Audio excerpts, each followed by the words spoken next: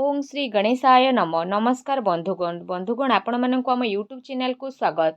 आज ए भिडियो रे आमे आपण मानक कहिबा पई जाउछु विशेष रूप रे आपणक पई ए दुई दिनर स्थिति विषय रे विशेष रूप रे जदि कहिबु ए दुई दिन रे आपणक पई कोन रहिबो विशेष भाव रे स्थिति केउ सबु जिनिस रे आपणक फायदा हेबो केउ सबु जिनिस रे आपणक सावधानता अवलंबन करबाकू पड़िबो आपणकर लव लाइफ किपरि रहिबो क्यारियर किपरि रहिबो बिजनेस आउ व्यापार किपरि रहिबो एवं स्वास्थ्यर किछि महत्वपूर्ण इनफॉरमेशन मध्ये आमे आपणक देबु आउ वीडियो शेष रे आमे आपण मानक किछि उपाय विषय रे मध्ये कहिबु जहाद्वारा आपण ए दिन को आहुरी अधिक शुभ और मंगलदायक सब्यस्त करें।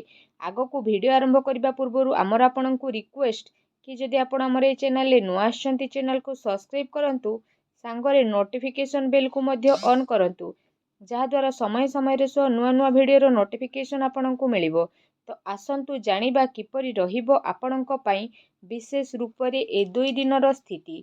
जदि विशेष भाव में आमे सबुठारु प्रथमे कहिबा कि कौन आपणक पई सतरे पॉजिटिव रहिबा पई जाउछि विशेष रूप रे जदि कहिबा किछि राजनीतिक लोकंक द्वारा साक्षात आपणकर लोकप्रियता को बढ़ेइबो सांगरे जन संपर्कर कायरा विस्तार मध्य हेबो संतानक तरफरु तांकर क्यारियर को नेकी आपणको कोनोसी शुभ समाचार मध्य मिली पारे आपणकर सिद्धांतवादी दृष्टिकोण समाज आउ धार्मिक स्थल रे आपणको सम्मान जलक उपाधि मध्य प्रदान करिबो विशेष भाव रे धार्मिक आउ आध्यात्मिक गतिविधि रे आपणकर महत्वपूर्ण योगदान मध्य रहिबो प्रॉपर्टी संबंधित कौनसी अटकीथिबा कार्य पूरा हेबार विशेष रूप रे संभावना रहिछि।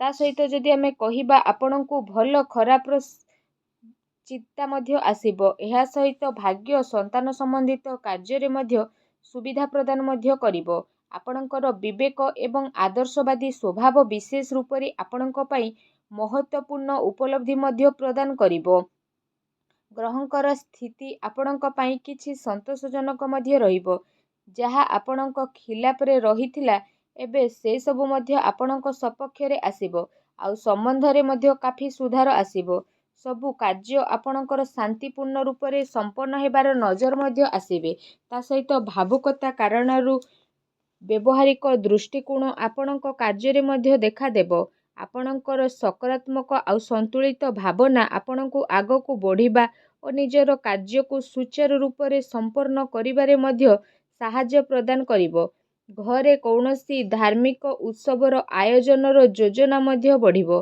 आपण पुणी थरे निजे निजे को ताजा अनुभव मध्य विशेष भाव रे करिबे एहा सहित अटकीथिबा बड़ पेमेंट मध्य मिलिबा कारणरू आर्थिक स्थिति रे काफी समय पर्यंत सुधार आसी जिवो जहाद्वारा आपणको काफी सुकून मिलिबो आउ आपणकर मन बहुत अधिक प्रसन्न रहिबो।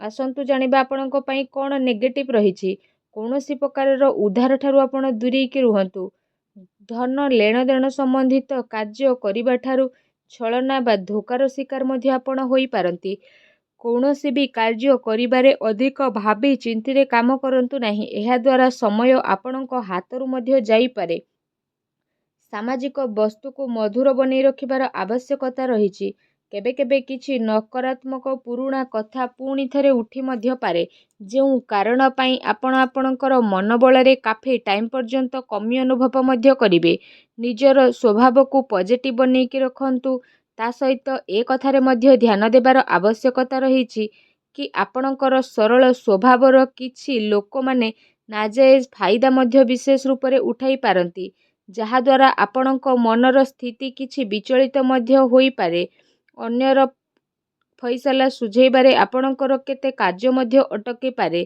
काहा सहित कौनसी वादा करिसेंती से वादा को अवश्य पूरा करंतु नचे समाज रे आपणकर छवि बिगिड़ी पारे एवं किछि लाभदायक होई कि भी आपणक कार्यरु स्थिति बाहरी मध्य जाई पारे एहा सहित जदि विशेष भाव रे करिबा देखावा ठारू आपण दूरी के रखंतु ता सहित धन संपत्ति रे नुकसानदायक स्थिति जदि रहिछि तो सेथि पई कौनसी प्रकारर निवेश को आपण बिगिड़ी दियंतु संपत्ति संबंधी विवाद रे मध्य विशेष रूप रे जदि आमे कहिबा भाईंक सहित संबंध आपण खराब करंतु नाही ପିଲାଙ୍କର ଗତିବିଧି ଉପରେ ଧ୍ୟାନ ରଖିବାର ଅତି ଆବଶ୍ୟକତା ରହିଛି।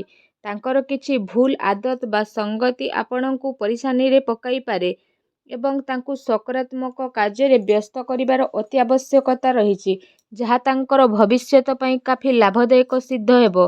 ଆସନ୍ତୁ ଜାଣିବା ଆପଣଙ୍କର ଲଭ୍ ଲାଇଫ୍ କିପରି ରହିବ। ଘରର ମାହୋଲ ଅନୁଶାସିତ ଏବଂ ଖୁସିଭରା ମଧ୍ୟ ରହିବ। ପ୍ରେମ ସମ୍ବନ୍ଧରେ ମର୍ଯ୍ୟାଦା ବନେଇ ରଖିବାର ଅତି ଆବଶ୍ୟକତା ରହିଛି।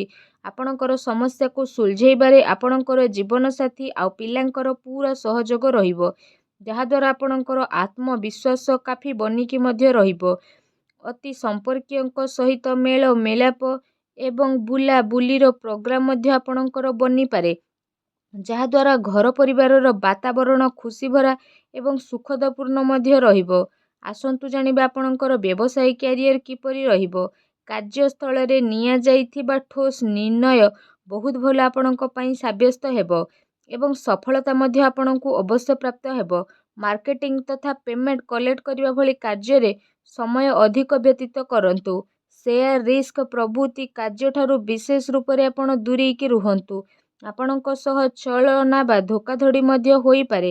ଚାକିରିରେ ଯଦି କହିବା, ବିଶେଷ ରୂପରେ ପ୍ରତିଟି ସ୍ଥିତିରେ ପରିବର୍ତ୍ତନ ମଧ୍ୟ ଆପଣଙ୍କୁ ଦେଖିବାକୁ ମିଳିବ। ଏହା ସହିତ ଯାହା ଚାହିଁବେ ସେସବୁ ମଧ୍ୟ ଆପଣ ଏ ସମୟ ପିରିୟଡ଼ରେ ପ୍ରାପ୍ତ କରିପାରିବେ। ପ୍ରତିଟି ସ୍ଥିତି ଆପଣଙ୍କ ପାଇଁ ଶୁଭ ହେବ। ଚାକିରିରେ କୌଣସି ପ୍ରକାରର ସ୍ଥାନ ପରିବର୍ତ୍ତନ ର ସ୍ଥିତି ମଧ୍ୟ ଆପଣଙ୍କ ପାଇଁ ବନୁଅଛି। କାର୍ଯ୍ୟସ୍ଥଳରେ କୌଣସି ପଡ଼ୋଶୀଙ୍କ ଦ୍ୱାରା ଲଢ଼େଇ ଝଗଡ଼ା ଯେପରି ସ୍ଥିତି ମଧ୍ୟ ବନିଯିବ। କିଛି କାନୁନ ବା ନିବେଶ ସମ୍ବନ୍ଧିତ ବିଶେଷ ରୂପରେ ଜଟିଳତାର ସାମ୍ନା ମଧ୍ୟ ଆପଣଙ୍କୁ କରିବାକୁ ପଡ଼ିପାରେ। ବ୍ୟବସାୟିକ କାର୍ଯ୍ୟ ପ୍ରଣାଳୀରେ ପରିବର୍ତ୍ତନ ଆଣିବା ଆପଣଙ୍କ ପାଇଁ ଅତି ଆବଶ୍ୟକ ରହିଛି, ଯାହାଦ୍ୱାରା ଆହୁରି ଅଧିକ ଭଲ ପରିଣାମ ଆପଣଙ୍କୁ ହାସିଲ ହେବ। ବ୍ୟବସାୟିକ ପ୍ରତିଷ୍ଠାନରେ ଅନୁଭବୀ ଏବଂ ପରିବାରର ବରିଷ୍ଠ ଲୋକଙ୍କର ଅନୁମତି ନେବା ଏବଂ ସହମତି ଦ୍ୱାରା କାର୍ଯ୍ୟ କରିବା ଦ୍ୱାରା କାଫି ସମସ୍ୟା ସବୁ ଦୂରେଇ ମଧ୍ୟ ଯିବ। ଧନ ଲେଣ ଦେଣ ସମ୍ବନ୍ଧିତ କାର୍ଯ୍ୟରେ ବିଶେଷ ଭାବରେ ଲାଭଦାୟକ ସ୍ଥିତି ମଧ୍ୟ ବନିବ, ଯାହାଦ୍ୱାରା ଆପଣଙ୍କୁ କାଫି ଖୁସି ହେବ। ତା ସହିତ କାର୍ଯ୍ୟ କ୍ଷେତ୍ରରେ ଆପଣ ପରିବର୍ତ୍ତନ ସମ୍ବନ୍ଧିତ ଯୋଜନା ବନଉଛନ୍ତି ତ ସେସବୁ ଉପରେ ଅମଲ କରିବାର ଉଚିତ ସମୟ ରହୁନାହିଁ। ଏ ସମୟରେ ଅଧିକତମ ଊର୍ଜା ଆଉ ନିବେଶ ସମ୍ବନ୍ଧିତ କାର୍ଯ୍ୟରେ ଲଗାନ୍ତୁ। ବର୍ତ୍ତମାନର ଗତିବିଧିରେ ନିଜର ଧ୍ୟାନ କେନ୍ଦ୍ରିତ କରନ୍ତୁ, ଏହା ଆପଣଙ୍କ ପାଇଁ ଶୁଭ ରହିବ। ଆସନ୍ତୁ ଜାଣିବା ଆପଣଙ୍କର ସ୍ୱାସ୍ଥ୍ୟ କିପରି ରହିବ। ବିଶେଷ ରୂପରେ ଯଦି କହିବା, ଆପଣଙ୍କର ସ୍ୱାସ୍ଥ୍ୟ ବହୁତ ଭଲ ରହିବ। ତା ସହିତ ଦିନଚର୍ଯ୍ୟାକୁ ବ୍ୟବସ୍ଥିତ ବନେଇକି ରଖିବା ଆପଣଙ୍କ ପାଇଁ ଅତି ଆବଶ୍ୟକତା ରହିଛି। ସେଥିପାଇଁ ନିଜର ଖାଦ୍ୟପେୟରେ ଧ୍ୟାନ ଦିଅନ୍ତୁ ଏବଂ ନିଜର ସ୍ୱାସ୍ଥ୍ୟକୁ ଆହୁରି ଅଧିକ ଭଲ ରଖିବା ପାଇଁ ପ୍ରତ୍ୟେକ ଦିନ ଯୋଗ କରନ୍ତୁ, ବ୍ୟାୟାମ କରନ୍ତୁ ଏବଂ ସୁସ୍ଥ ରୁହନ୍ତୁ। ଆସନ୍ତୁ ଜାଣିବା ଆପଣଙ୍କ ପାଇଁ କ'ଣ ବିଶେଷ ଉପାୟ ରହିଛି। ଆପଣ ସ୍ନାନ ଆଦି ବିଶେଷ ଭାବରେ କରିସାରିବା ପରେ ମନ୍ଦିର ଯାଆନ୍ତୁ ଆଉ ଭଗବାନ ଶିବଙ୍କୁ ବିଶେଷ ରୂପରେ ଦୁଗ୍ଧ ମିଶ୍ରି ଅବଶ୍ୟ ପ୍ରଦାନ କରନ୍ତୁ। ଏହା ସହିତ ଭଗବାନ ଶିବଙ୍କର ମନ୍ତ୍ର ଓଁ ନମଃ ଶିବାୟ, ଏ ମନ୍ତ୍ରର ମଧ୍ୟ ବିଶେଷ ଭାବରେ ମନକୁ ମନ 108 ଥର ଜପ କରନ୍ତୁ ଆଉ ନିଜର ମନୋକାମନାକୁ ମାଗନ୍ତୁ। ଏପରି କରିବା ମାତ୍ରେ ହିଁ ଭଗବାନ ଶିବ ବହୁତ ଶୀଘ୍ର ପ୍ରସନ୍ନ ହେବେ ଆଉ ଆପଣଙ୍କର ସମସ୍ତ କଷ୍ଟକୁ ମଧ୍ୟ ଦୂର କରିବେ। ଯାହା ବି ଆପଣଙ୍କ ଜୀବନରେ ପ୍ରୋବ୍ଲେମ୍ ଚାଲୁଛି, ସବୁ ପ୍ରୋବ୍ଲେମର ଅନ୍ତ ହେବ ଏବଂ ଆପଣଙ୍କର ସମସ୍ତ ମନୋକାମନା ଭଗବାନ ଶିବଙ୍କ ଆଶୀର୍ବାଦରୁ ଅବଶ୍ୟ ପ୍ରାପ୍ତି ହେବ ଆଉ ସବୁ କାର୍ଯ୍ୟ ଆପଣଙ୍କର ବହୁତ ଆସାନୀରେ ମଧ୍ୟ ବନିଯିବେ। ଭଗବାନ ଭୋଳାନାଥଙ୍କର ଆଶୀର୍ବାଦ ଆପଣଙ୍କୁ ପ୍ରାପ୍ତ ହେଉ। ସଚ୍ଚା ଦିଲରେ କମେଣ୍ଟ ବକ୍ସରେ ଜୟ ଭୋଲେନାଥ ବୋଲି ଅବଶ୍ୟ ଲେଖନ୍ତୁ। ତା ସହିତ ଭିଡ଼ିଓକୁ ଲାଇକ୍ କରିବା ପାଇଁ ଭୁଲନ୍ତୁ ନାହିଁ। ଧନ୍ୟବାଦ।